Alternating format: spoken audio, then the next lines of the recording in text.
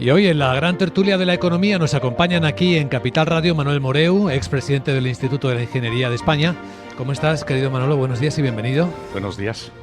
También Juan Carlos Lozano, es periodista especializado en información económica del Grupo Prensa Ibérica. ¿Qué tal, Juan Carlos? Muy bien, buenos días. Encantado de estar aquí. Vamos a intentar hacer ejercicio de traducción nuevamente de las palabras de Trump. De interpretación. Con Carlos Santana también, director del programa avanzado en cadenas de suministro del IE Business School y director de Silmaril Technologies. ¿Qué tal, Carlos? ¿Cómo estás? Muy buenos días. Muy bien y con cierto positivismo dentro de todo lo que hay. Pero lo tuyo no es especialidad en cadenas de suministros, están todas temblando, están todas vibrando. Y eso, o sea, la circunstancia que tenemos ahora, el mundo en el que nos estamos enfrentando, yo lo veo como cuando sales de casa por primera vez con 18 años, ¿no? Te puedes enfrentar a él como con absoluto pánico y terror. Oye, yo veo una oportunidad fantástica ahí, ¿no? A nivel industria, a nivel cadenas de suministro, a nivel, economía, se nos presentan momentos buenos también. A lo mejor no en el plazo inmediato, pero a futuro. De momento estamos con la goma de borrar, es decir, la Organización Mundial del Comercio, que como sabéis es la institución en la que después de la Segunda Guerra Mundial fundamentamos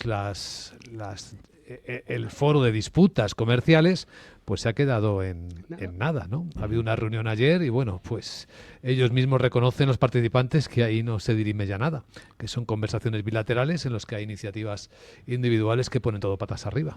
Y esta es la realidad. Claro. Sí, esa es la realidad, ¿no? La sacudida de la irrupción de Trump, uno de sus efectos ha sido ese, ¿no? Ha dejado los tableros de juego conocidos, pues patas arriba. Patas arriba, iba a decir sin piezas, ¿no? Pues sí, más o menos los ha dejado patas arriba y hay que ver esto cómo se retoma. Él lleva su propia agenda y en el tema del comercio lleva su propia idea de reuniones bilaterales. Bueno, vamos a ver en qué acaba, ¿no? Lo que plantea en su reflexión inicial Carlos Santana tiene su miga, su fondo, porque puedo preguntaros provocativamente, ¿necesitamos un orden mundial? ¿O ocurre como, por ejemplo, en la economía italiana, que da igual el quien gobierne, que las cosas funcionan, al fin y al cabo, como el agua?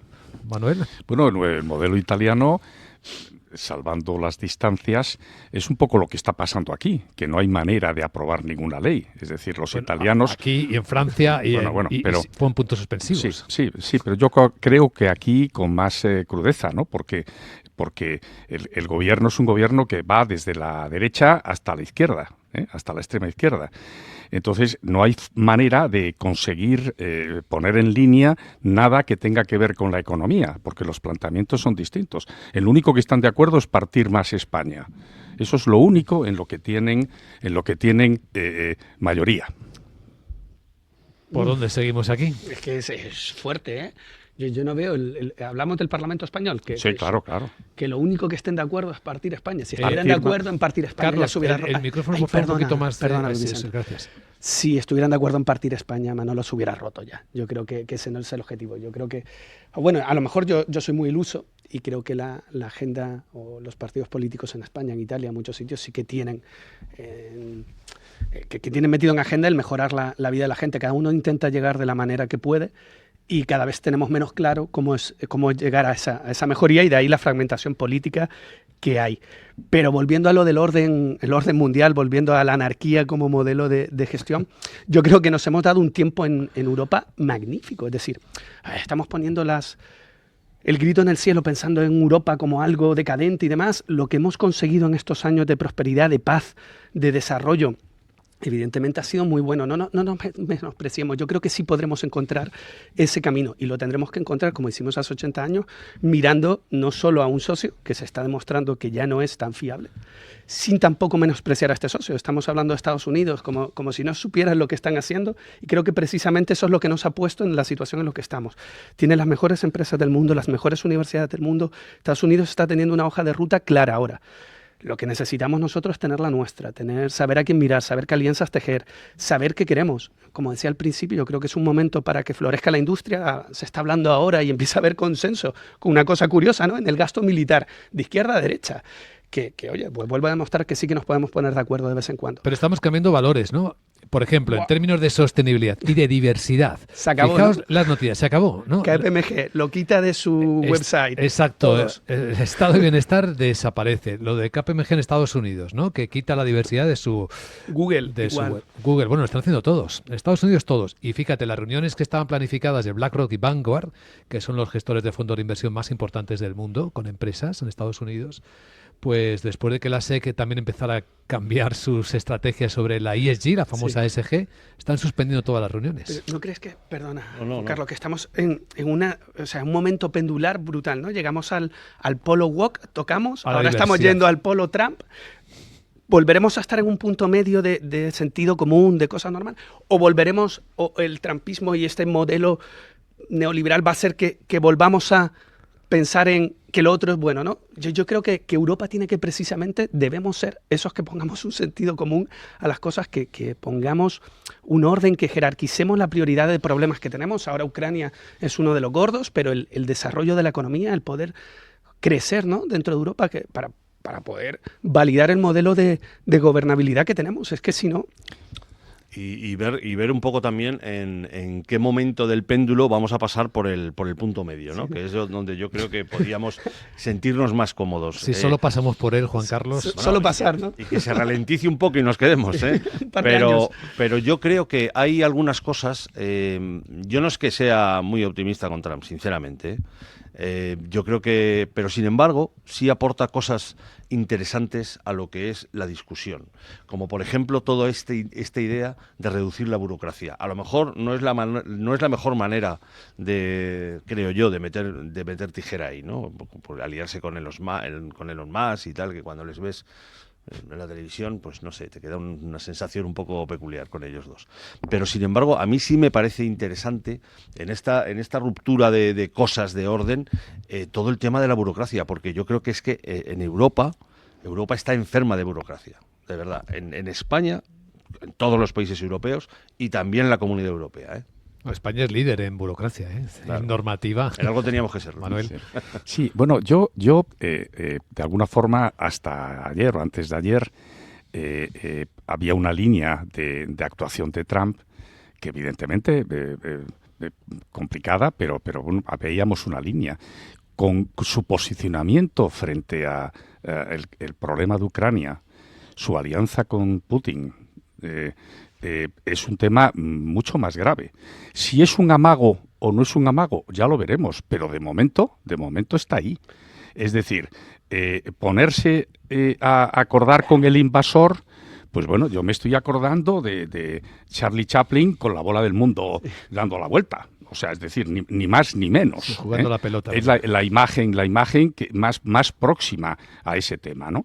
Entonces, eso es un tema muy serio. Y poniendo el ejemplo que hablábamos hace 2 semanas, sobre que estamos en el agua calentita, la temperatura va subiendo. El cuento de la rana. El cuento de la rana, y yo decía que viene Trump con un jarro de agua hirviendo y nos lo echa encima. Bueno, antes de ayer nos echó una jarra de sulfúrico. Es decir... y no reaccionamos, sí, nos reunimos, juntamos no sé qué, digo, pero que esto es muy, muy serio. Es decir, hemos estado ayudando a Ucrania en la guerra, unos más, otros menos, nosotros los últimos de la fila, nuestros Patriot están desplegados en Turquía, no están desplegados en Ucrania, etcétera. Podríamos hablar, le hemos mandado los carros de combate más viejos que teníamos, es decir, en lugar de mandar todo, porque necesitaban todo, hemos mandado lo que nos sobraba, ¿eh? Entonces, ¿y quién ha hecho el esfuerzo bélico? Estados Unidos. Bueno, pues, oye, ¿estamos a tiempo? No lo sé, pero por lo menos ponernos en movimiento de que se vea que estamos apostando por Zelensky. Hace 1 año y medio, ya anunció, o sea, ya Putin puso en marcha una campaña haciendo ver que Zelensky no convocaba elecciones, que era un dictador. Y hubo un enfriamiento en la ayuda europea a la guerra. Bueno, pues ahora estamos ante otro ataque muy superior. Es decir, les vamos a dejar abandonados por unas tierras raras que desconozco, es decir, es que a la siguiente, ¿dónde va a estar Putin? ¿delante de qué país le va a tocar? Es decir, estamos remontándonos al año 39. Han llamado dictador a Zelensky, pero no a Putin. Es que yo creo que ese es el punto de locura. Lo que a mí me hace reflexionar también es, estamos aguantando esa jarra de agua caliente que decías, Manolo, y el ejemplo de la rana, ese jarra de ácido sulfúrico hirviendo ya. ¿Por qué? Pues por la dependencia que tenemos en defensa de Estados Unidos, ¿no? Entonces, si vamos al problema de origen, y aquí es donde yo decía, igual exagerando un poco el momento de optimismo, Europa necesita desarrollar, y creo que tenemos la capacidad, es decir, no nos expresemos ahí, desarrollar, no gastar más en armamento, sino desarrollar una industria de defensa poderosa. Tenemos que buscar esa autonomía estratégica y pasa por ahí. Borrell lo ha estado diciendo durante muchísimo tiempo. Yo creo que es uno de los grandes consensos, de una manera u otra, que podemos empezar a tener. Ucrania nos queda lejos, lamentablemente somos seres súper etnocentristas, solo vemos lo que tenemos al lado. Nos duele más un uñero que el hambre en África, porque somos así. Cuando en lugar de Putin con Ucrania sea Ceuta, Melilla, Marruecos, porque Estados Unidos se lo permite, igual no nos hace tanta gracia. Tenemos que tener esa capacidad de defensa. Entonces ahí se genera un momento bueno, una oportunidad para desarrollar industria, desarrollar economía, generar puestos de trabajo, volver a tener o seguir teniendo un lugar en el mundo. Yo creo que es un momento razonablemente bueno, pero hay que leer lo que está haciendo lo que está haciendo Trump. Yo creo que Trump, si le quitas todo lo que es prensa, el show off, las lucecitas y el brilli, al final es una agenda conservadora americana que más o menos se puede predecir, se puede ir viendo los pasos que quiere. Estemos ahí nosotros también. Yo creo que lo de la industria de defensa efectivamente es un consenso que a mí me resulta llamativo. Es cierto que si tú lo pones en el contexto dices, bueno, claro, pues sí, efectivamente tenemos que tener una autonomía estratégica, no podemos quejarnos de Estados Unidos, pero luego pedirle que sea nuestro policía y que sea el que haga el esfuerzo bélico. Y yo creo que esa parte es importante no solo como concepto de Europa, sino como pura industria, porque al final lo que es la industria de defensa actual no tiene nada que ver con la industria de defensa hace 30 años. De hecho, no solo ya las grandes empresas industriales de defensa en Europa, los Leonardo, la alemana, que no me acuerdo cómo se llama, aquí lo que hay es una especialización tecnológica, que eso quiere decir I+D, eso quiere decir empleo de calidad, eso quiere decir muchas cosas, ¿no? Entonces, yo creo que ahí es un punto, vamos a verlo así, positivo, ¿no?, de todo este lío. Yo estoy de acuerdo, pero también me da miedo, ¿no? Al final la industria de defensa tiene que tener una salida. Si tú haces vino hay que venderlo y buscas que el vino de La Rioja o de Ribera vaya a otros mercados y se exporte. Si haces armas, hay que colocarlas. Y eso es lo que pues me da miedo. Pero sí que sería muy naif, sería muy naif pensar que podemos vivir sin esa industria, si no Estados Unidos no tendría el lugar privilegiado que tiene en el mundo. Ahora mismo las armas que más se están utilizando son las palabras. Algunas se utilizan con mentiras, otras con media verdades y otras con verdades. Por ejemplo, se está poniendo en cuestión cuánto dinero han aportado los europeos frente a los estadounidenses a Ucrania. Y las cifras que están contrastadas, aquellas que están verificadas por organizaciones internacionales, por el Instituto de Kiel, quienes han hecho investigación, pues llegan a esta conclusión. Y lo aportamos las cifras para que tengamos algo de claridad. La Unión Europea ha desembolsado unos 170.000 millones de euros. Y hay compromisos cercanos de 200.000, de llegar hasta los 200.000. Estados Unidos ha desembolsado, frente a los 170.000 millones de la Unión Europea, ha desembolsado 88.000. Estas son las cifras reales, con compromisos potenciales de hasta 100.000 millones de euros. Si combinamos estas cifras entre 258.000 y 300.000 millones de euros, dependiendo de cómo se contabilicen los fondos comprometidos pero no desembolsados. Y estos son los datos. Trump estaba hablando de 350.000 millones, ¿no? Si no me equivoco, ¿no? Que le estaba costando la guerra, decía él. La pregunta entonces... El triple que los europeos. Pero decía él. Pero que no es verdad. Europa pone casi el doble que Estados Unidos en financiación. Entonces, ¿podemos cubrir esa parte que ha puesto Estados Unidos? ¿Cuánto nos representa eso? Se hablaba de Trump quiere para pacificar todo que estemos en una inversión de defensa cercana al 5% del PIB de la Unión Europea, de cada país de la Unión Europea.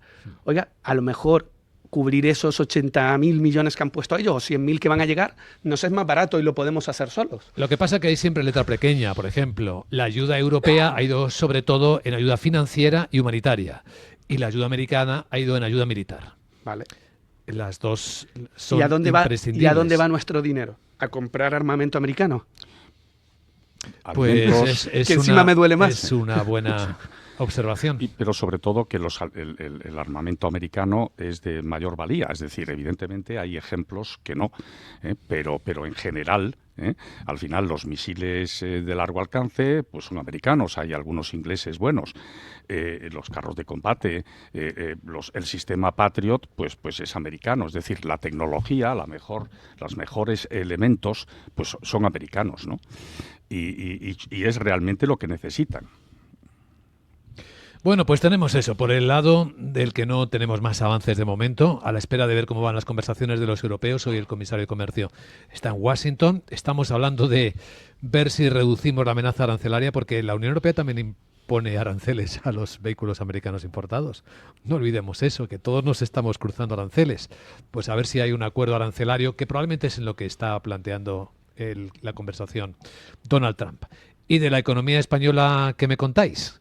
Tenéis la vivienda con subidas otra vez del 7% en el último año, ¿no, Juan Carlos? ¿Estamos otra vez en máximos? Estamos otra vez en máximos. Bueno, a ver, la vivienda... a mí lo que me sorprende de todo el tema de la vivienda, porque claro, en la situación en la que estamos, que es bastante dramática, sobre todo para la gente más joven. La gente más joven que no tenga acceso a la vivienda, pues tiene muchas consecuencias, ¿no? Pero a mí lo que me sorprende es que los políticos lleven lustros dando vueltas al tema de la vivienda y no hayan conseguido ninguna administración, es que ninguna administración poner alguna solución. Es decir, ¿cuál es el problema que creo que veo en la vivienda? Aquí hay un problema de falta de oferta. Sí. Básicamente de falta de oferta. Todo lo demás que hablamos, no es que los pisos turísticos, no es que no sé qué, son parches que normalmente distorsionan el mercado y lo ponen más complicado todavía. Al final, sus efectos, hasta ahora, todo lo que han hecho las administraciones anteriores, por ejemplo, está el ejemplo de Barcelona, ¿no? Con Ada Colau, todos los parches que puso sobre la vivienda lo que han hecho ha sido complicar más el acceso. Encarecerla. Y lo que no hay es nadie que diga, señores, hay que liberalizar un poco suelo. Tenemos que darle un poco suelo a los promotores, tenemos que construir. Claro, sí. Nos queda todavía eso de 2008, de la burbuja, y nadie se atreve a decir, bueno, oiga, pues habrá que hacerlo a lo mejor de alguna otra manera, pero el problema es que no hay vivienda suficiente. ¿Y no está planteado eso, Manuel? Bueno, dices que nadie lo hizo. Aznar puso un plan de urbanismo, sí, que permitió poner muchísimo suelo en el mercado, y que permitió que contener el precio, y bueno, finalmente por la crisis de Lehman hasta bajó, por única vez en la historia, pero lo hizo. Y lo hizo y se sigue hablando de ello como algo maldito. Es decir, sí. Pero si fue es la solución, es la única solución para abaratar la vivienda, es que haya suelo. Sí, si bueno, no hay suelo, no hay oferta. Si no hay suelo, el último metro cuadrado, la última repercusión será infinita. Es que tenemos que hacérnoslo mirar, porque claro, queremos que no suba tanto, pero tampoco queremos que no baje, porque es el sustento de la mayor parte de la riqueza de los españoles, totalmente. El patrimonio inmobiliario. Sí, sí. Es que ¿dónde invierten las familias españolas? ¿Dónde ponen el ahorro? En una segunda vivienda, ¿no? Sí. Oye, si hemos fomentado eso, al final la vivienda está en pocas manos, pero que no está repartida entre todos. No lo sé, a lo mejor una solución es ir a fomentar que la inversión vaya a otros sitios. Ayudar a que la gente invierta en bolsa, que inviertan en vehículos financieros, que no esté tan grabado. Pues el problema es que están haciendo justo lo contrario. Mira los planes de pensiones, que los han castigado fiscalmente hasta el momento en que ya no es interesante. Mira los fondos de inversión, que pasa exactamente lo mismo. Sí, sí. O sea, claro, si todo lo demás te lo van cortando y tienes la vivienda, que además es que esto es una cosa que la llevamos muy dentro, ¿no? Lo de, pero a mí lo que me sorprende de verdad es que nadie se pare un momento y diga, oiga, vamos a ver, lo de la crisis de 2008 es verdad, se cometieron errores, habrá que aprender de ellos, pero que seguimos teniendo aquí una falta de suelo y por lo tanto de oferta de vivienda. La otra reforma del día es la que el PSOE plantea, extender la reforma legal para extender hasta los 72 años. La jubilación forzosa de los funcionarios que quieran seguir trabajando más allá de la edad legal, de jubilación, que como saben va subiendo cada año, para así que sean iguales al sector privado, dicen. Porque, claro, es que los empleados públicos siguen siendo muy diferentes a los del sector privado. ¿Qué os parece la iniciativa? A mí me parece bien. Si a mí lo que me parece mal, de verdad de todo esto es este baile de la reducción de la jornada laboral, ¿no? Sin tener en cuenta, porque al final lo de la reducción de la jornada laboral, si las empresas no lo pueden aplicar, o lo aplicarán las que puedan, a lo mejor las grandes sí pueden, ¿eh?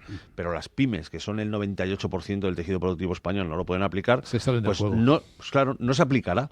¿Y dónde se aplicará? ¿Dónde? En el sector público, claro.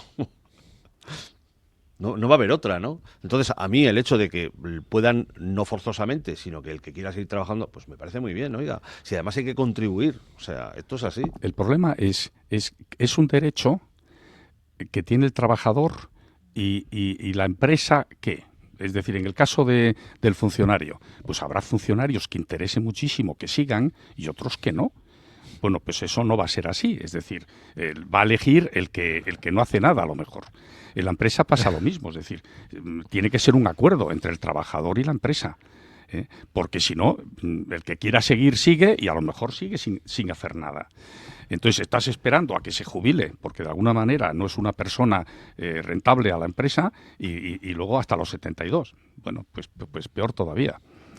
Bueno, pero la empresa sabe muy bien quién le interesa que siga y quién en el momento de la jubilación le pueden decir... Pero como dice Manuel, lo decide el empleado, no lo decide la empresa. Eso. Bueno, pero la empresa siempre tiene alguna herramienta para intentar que la gente... O sea, yo creo... Despedirlo. Bueno, en el caso de la función pública, no. No, o ofrecerle una prejubilación que le puede interesar. Al final es una negociación, un acuerdo. Pero en el caso de la función pública no hay negociación que valga. Esta es la cuestión. Sí. Tenemos uno de los peores lacras que tenemos en España, es el absentismo laboral, del cual nadie habla. Se habla de reducir las jornadas, sí, pero si la jornada ya está reducidísima... Podríamos empezar por ahí. Por el absentismo laboral. Es decir, la productividad es un concepto que no existe. El absentismo no existe. Las bajas médicas se favorece que se amplíen. Bien porque es un trauma volver a trabajar después de un tiempo y dice, no, que el retorno sea suave, ¿no? Cuando hay una baja, el médico dice, bueno, ¿quieres seguir de baja? Pues porque, bueno, pues es que ¿quién lo paga? Yo los últimos datos que vi es que el 10% de la fuerza laboral privada estaba de baja. Y que el coste se había duplicado en 3 años hasta los 13.000 millones aproximadamente. Es terrible. Los últimos datos que tenemos yo creo que son los de 2024 y ahora mismo estamos en tasas del 7,5%. Pero porque a lo mejor incluyen la pública ¿o qué? Estamos hablando de los datos, no sé decirte si también se incluye la pública, pero estamos hablando de 1,2 millones de personas que no acudieron a trabajar cada día en el tercer trimestre del 2024, datos más recientes. Eso es un problemón. También en Alemania, que una de las sorpresas de este año precisamente fue comprobar que los alemanes piden bajas en sus trabajos más de 20 días al año, cosa que era insólita en Alemania hasta ahora. Es decir, no es un problema solo de España y deberíamos reflexionar sobre por qué está pasando esto. Si es que tenemos un descenso en la confianza de las personas, en la responsabilidad. ¿Qué nos pasa, no? Los derechos y no las obligaciones. Que todos queremos una vida más cómoda, trabajar menos, producir menos, pero mantener el estatus económico y eso no va a ser eso fácil, no es posible. Europa es el 60 y pico % del gasto social mundial. Pero eso está bien. Casi 4 veces. Es que eso está bien. Está bien si lo podemos mantener, pero Carlos, no lo podemos mantener, no es sostenible, Carlos. A ver, es un tema que desconozco y no me quiero pronunciar porque tenéis mejores datos vosotros que yo y lo conocéis más profundo, no es un área de mi especialidad. Pero no creo que la gente... O sea, estamos dibujando, y estoy mirando por la ventana a Madrid, que las vistas son preciosas, que la gente no quiere ir a trabajar, que la gente es vaga, que la gente... Yo creo que no. O sea, es que yo creo que en líneas generales, incluso hablábamos de un 10, oye, pues al final es un 7. Es alto, sí, pero... No sé, no tengo la sensación yo que los trabajadores se escaqueen, que la gente no quiera trabajar, que la gente no quiera producir, que la gente no quiera vivir mejor. Lo que sí que es verdad que la gestión de expectativas, hemos prometido sobre todo a la gente joven una vida mejor y le llevamos diciendo que estudien, que tendrán buenos puestos de trabajo, y es que no los tienen, no somos capaces de generar esos puestos de trabajo que hemos prometido. Entonces no creo que sea un problema solo de abajo arriba, creo que a nivel, las oportunidades que estamos brindando a la gente joven no están acorde con lo que le llevamos diciendo años, y ahí se está produciendo un problema. Tenemos una sociedad que parece que todo el mundo tiene que ser universitario.